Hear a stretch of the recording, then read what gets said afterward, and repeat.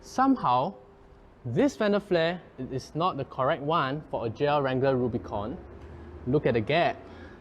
So now, as you know, ours is a right-hand drive export Rubicon. So for right-hand drive Rubicon, it is kind of souped down. You don't get the nice fender bumpers with toe hooks. You don't get your high top fenders, which actually gives you more clearance in the wheel well. However, that can be easily solved. Today, what we're going to do is we're going to remove these low fender flares. We'll swap in the Mopar Rubicon high fender top flares to bring it back to the US spec. And now, let's go.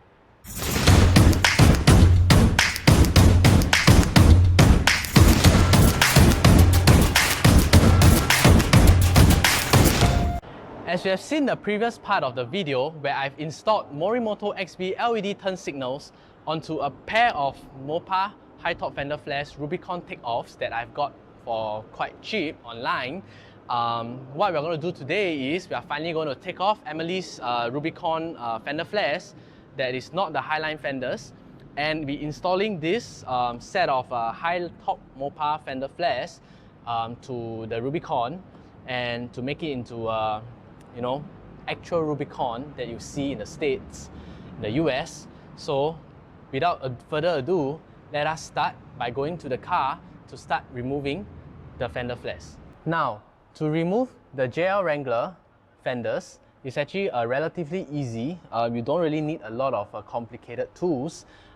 It's mainly being held in by clips, rivets, and I think 4 bolts. So before we start, let us actually measure the distance from the top of this 32-inch wheel all the way up here to see what is the distance. And then after installing the high top fender flares, we are going to measure again to see how much more clearance the high top fender flares actually give us. So give me a minute while I go get a measuring tape. So as you can see, now let me measure from the top. You can see that it's about 15 cm, about 6 inch of clearance. And now we'll be removing the fender flares. And after we install the Mopar high top fender flares, we're going to do another measurement using the same wheel so that we know how much clearance we actually gain. So to remove this, first of all, there are actually 4 10mm bolts that you have to remove, and let me point it out to you here. So pass me. So you can see that there is 1 bolt over here, and there's 1 bolt hidden inside here. There's 1 more bolt over here, and 1 more bolt that's over here. It's kind of dark, as you know. Every time we actually film the inside of the fenders, it's really dark. So it is very easily seen, so not an issue. So what I'm going to do now is I'm going to start to remove the bolts, and using a 10mm socket wrench. Okay, I'm going to be removing them. So here's 1. As you can see, this is how the bolt looks like. Okay, and that's 2. And now we have 1 more over here. As you can see, there it is. And I think there's actually a bolt missing. Probably came out when the car is driving. So it's okay. Just know that there are 4 bolts to be removed. So after removing the 4 10mm bolts that you've just seen, what we're going to do is that we are going to be removing push clips on the inner fender. I'm not going to show, like I say, I'm not going to show you where exactly it is. It's a bit dark. You won't be able to see it. It's all black. So just know that using your eye visual, you actually just look for push clips to actually remove, and that will actually solve your problem. So now I'll go ahead to remove the push clips.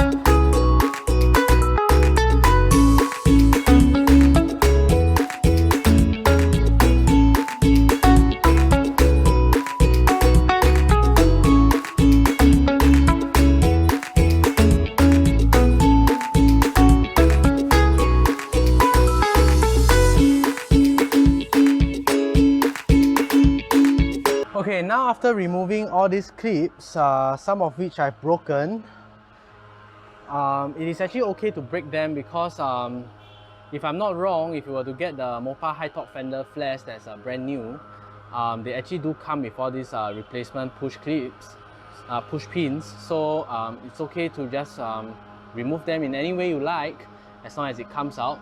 So now you see, once I've removed all these push pins, the fender liner sort of comes loose, and you can see that there are 3 rivets over here that's still holding the fender liner to the fender flare. So what we're going to do is, we will be removing the rivets by using a pry tool. There's one, and then there's one more here.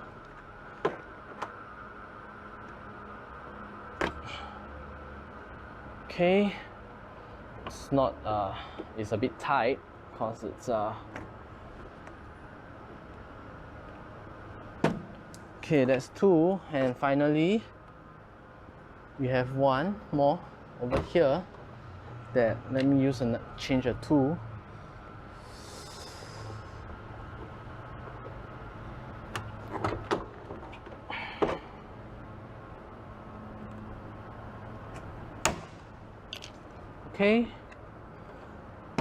Okay, and now as you can see, after you remove the 3 rivets, this whole fender liner comes off, and you can actually just leave it aside because you won't be needing them anymore. This does not fit the high top fender flares. You need another set of this lining to actually fit the high top fender flares, which should also come together when you buy the Mopar high top fender flares kit new. So let's leave this one side. And now, moving back to the fenders, if you can see here, removing this fender is easy in a sense that all you have to do is actually pry this whole fender out because it's loose. And you can see that before you do that, you actually have to remove this plug over here. So this plug over here is where you will be putting in your daytime running light plug. So let us remove it. So as you can see, clearer, this is the plug, okay? So just click on the red tab, loosen the plug, push on the plug and plug it out, and there you have it. This is already plugged out. So this, you leave it where it is, do not touch it. This is where later the Morimoto XB turn signal light plug will plug back in. So now that you have removed this plug, it is safe to actually pry out this fender flare, and we'll go about doing that. Okay, to actually remove the fender flares properly, you actually have to use a plier. Okay, this fender flare is being held in by these white color clips that you can see over here. These are white color clips that you see. So what's going to happen at the back is actually like a clip. So you got to use your plier to press on them so that they will actually loosen up. But if you want to do it the fast way, since you were going to have new fender flares and new clips, we are just going to use our strength to pry them out. You'll break a few clips, but like I said, the Mopar high top fender flare kit does come with new clips for you. So what we're going to do now is, let me try to wiggle it out.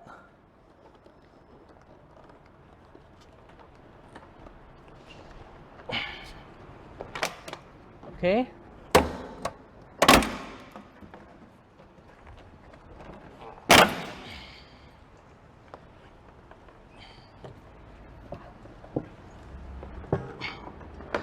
There's one very stubborn clip over here that's not budging. Let me try to use a plier to let it ease out a bit. So there we go. Okay. And I think there is still oh, okay. There's one more bolt that we didn't take out, which is over here. Let us remove it. Okay.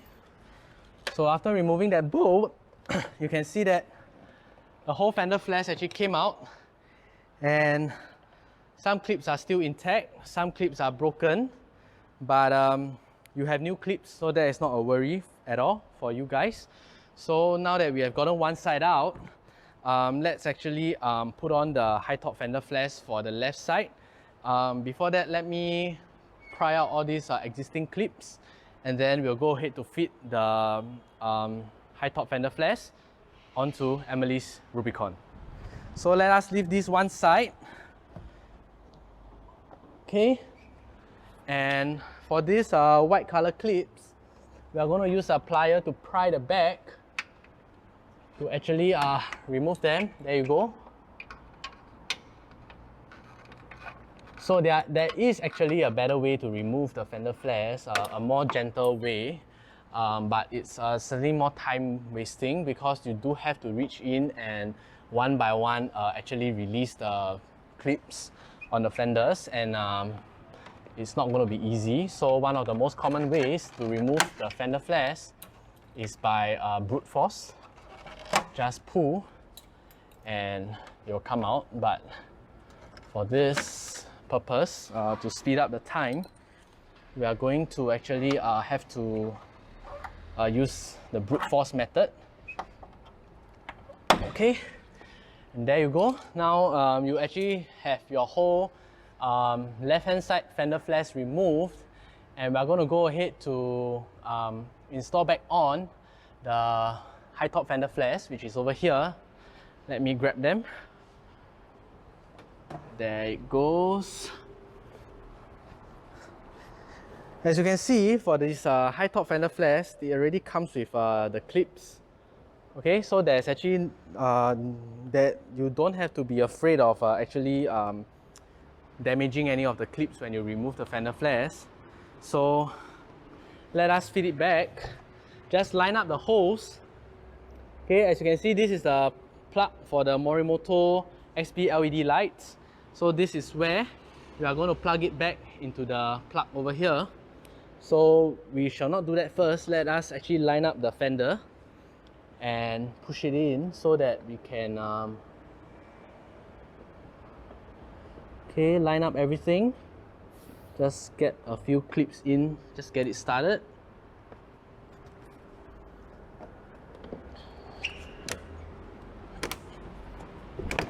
Okay, and over here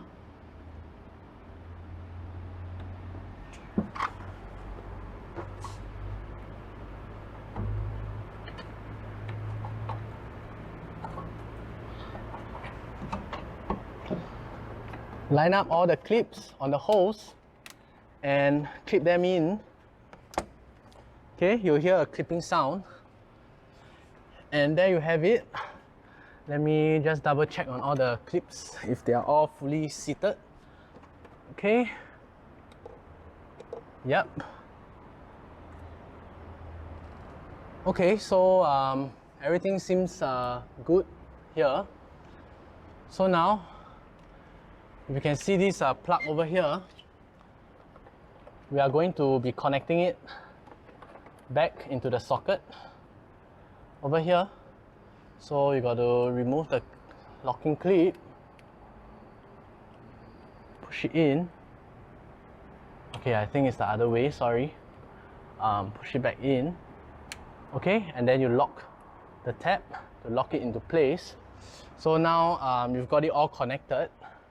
Okay, it's a bit of a tension here because the cables are kind of long, so it's pushing up on things, but I guess it'll hold. So now let us actually go ahead to actually take the new fender liner to actually cover up this whole thing so that everything looks good. So the thing about getting Rubicon takeoffs is that you don't usually get a full set. So what happened is I actually got Rob from Quadratech. He actually sourced for these part numbers for me for these inner fender flares for the Rubicon, and I guess this states Rubicon front right. So I think this is for the other side. So we'll just get a front left. So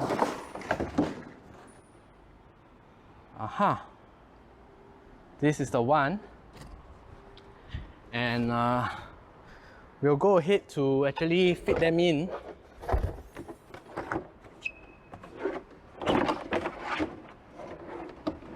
Okay, and before we do anything, just make sure one more time that all the clips are on in their respective holes, and after that we can proceed to actually put this fender flares back.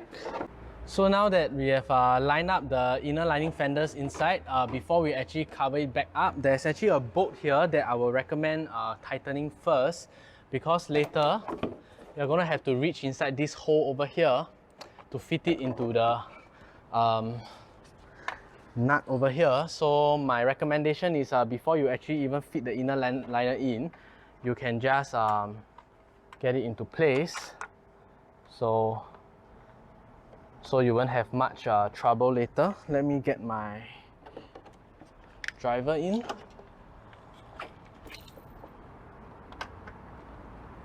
Okay. Okay, now that's tightened. We have one obstacle out of the way. We will now go ahead to actually put up the inner liners. So the inner liner comes with a few tabs over here that you just have to slot it in between. Oops. It's a little bit slippery because it's very smooth, but you just have to try to find some way to handle it. Okay, there you have it. We're almost there. So now you can see that we have actually dry fitted this inner liner fender. Inner fender lining inside. As you can see, that's what I was talking about. You see this hole over here. It's going to be very difficult for you to put it in. So it's better that you actually put it in first. Then after that, what we're going to do is taking another bolt. There is one more bolt here that you have to bolt. So here you go. Okay, adjust so that the holes line up. It's going to be a bit difficult because this inner liner is new. So we'll go ahead to tighten them up. Okay, I think I didn't catch the nut inside. So let me find the proper... Okay, I think I got it. We'll go ahead to tighten them up. Okay, that's tightened. And now there's one more bolt. Let me see. I think it's here. So there's one more hole at the back that we just removed our bolt from just now. So now we are also going to go ahead to tighten it. Okay.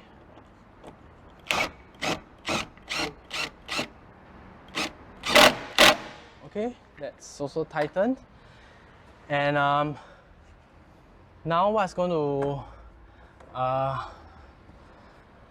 what's left is actually all the clips, the push clips that you have we have actually removed just now.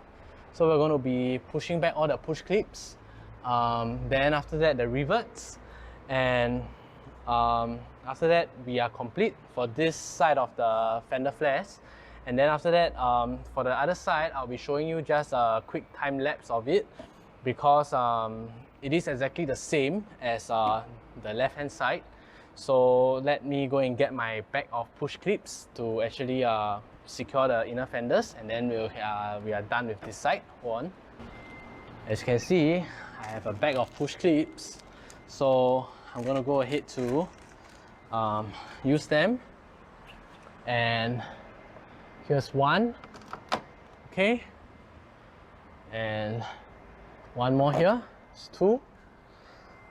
If you have any push clips that are not damaged when removing, you can actually reuse them. So I'll reuse this. There's three. And let me have a look. There are two more over here. You can see here, there are two more that you can actually, so what you gotta do is you gotta line up the holes, okay? And you got to push it in. That's one. Let me get another one, and that is two. So just a recap, a few push clips. There is a one over here, one over here. There's one here, one here, one here, and last but not least, you have one more over here. If you can see, if I push this fender in, there is actually a hole over there for you to thing. So for this push clip, it is actually a different one. It's actually this bigger push clip that you see over here. If you were to compare the normal size push clips and the bigger push clips, so for this big push clip, let us put it in. Okay, there you go. So now you can see that all the bolts are in and all the push clips are in. What's going to be left is actually the 3 rivets over here that we are going to attach. So let us get my pliers and rivets. As you can see, on previous episodes, if you have to see me actually putting these rivets, I do have a rivet gun. But in today's case, I'm going to show you what if you do not have a plastic rivet gun, how to actually do this riveting. What you need is actually 2 pliers. So you need 1 plier to be pulling this plastic out. As you can see, what happens when you push it out, it actually inflates and locks in place. And you need another plier to actually prevent this head from coming out. So with this, what I'm going to do is I'm going to line it up, okay, put it in nicely, and what I'm going to do next is I'm going to pull. Okay, let me use my master hand, my right hand, to pull. Let me see how am I going to go about it. Okay, and we are going to pull. So as you can see now, at this point in time, this rivet is sort of in place because we have pulled out the thing, and we are going to continue pulling it so that this thing will break off. So I'm going to change my angle of approach from here, okay, and let's use this trim tool to actually hold it in place. We are going to pull it, and it's tight. Okay, I think this is tight. Still a little bit loose. We'll try the other one up here. So only use this method if you do not have a plastic rivet gun. So for today, I think I left my plastic rivet gun in my toolbox. So using this to hold it in place, we are going to pull it. Okay, as you can see, we are done here. Okay, once you see this thread, there's a row of threads over here. Okay, this is actually already in place. It is tight, so you can see that it can't come out anymore. So we'll do it the same way for this. We are going to pull this. Okay. Okay, I think it's almost there. Just a little bit more. Okay, there you go. Now you can see that this thread is exposed, so this is actually the maximum it can go. And one more up here.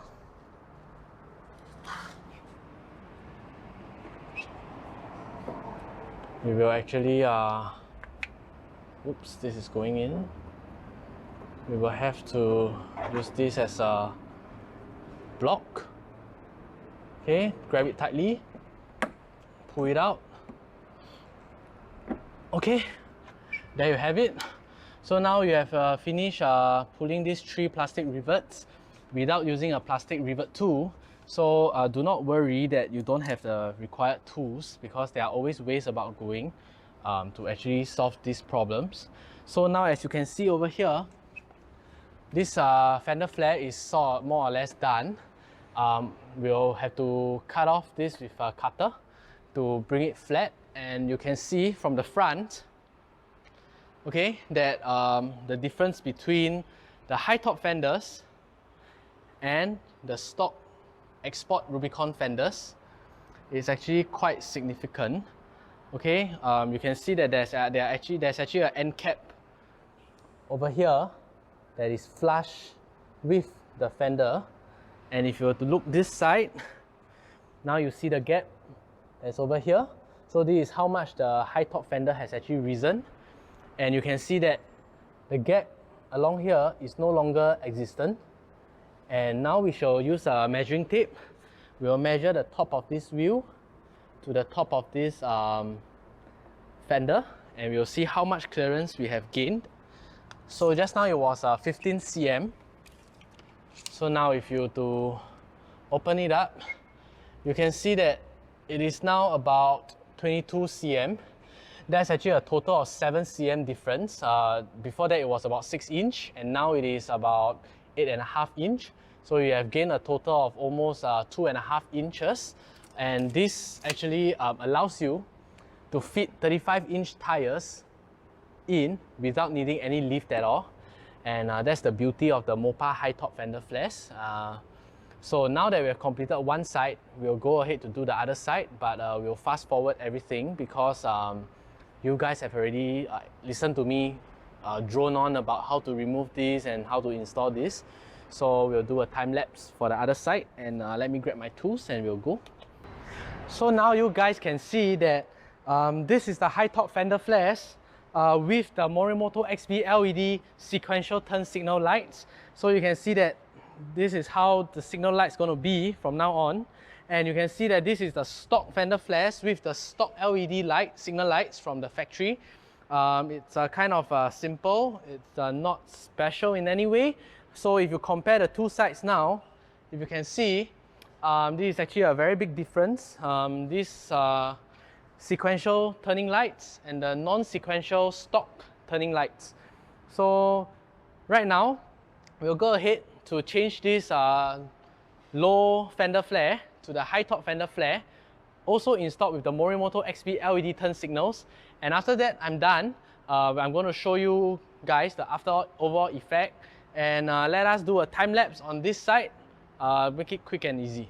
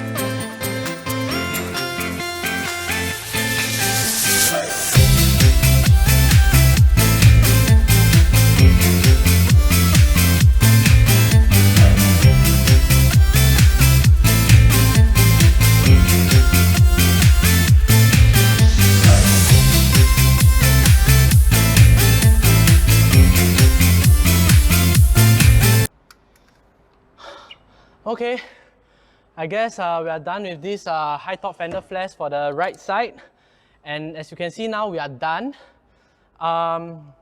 We also have the high top fender flares for the rear, but sky is getting dark and I don't think you can see much, so it looks like this has to be dragged into another part.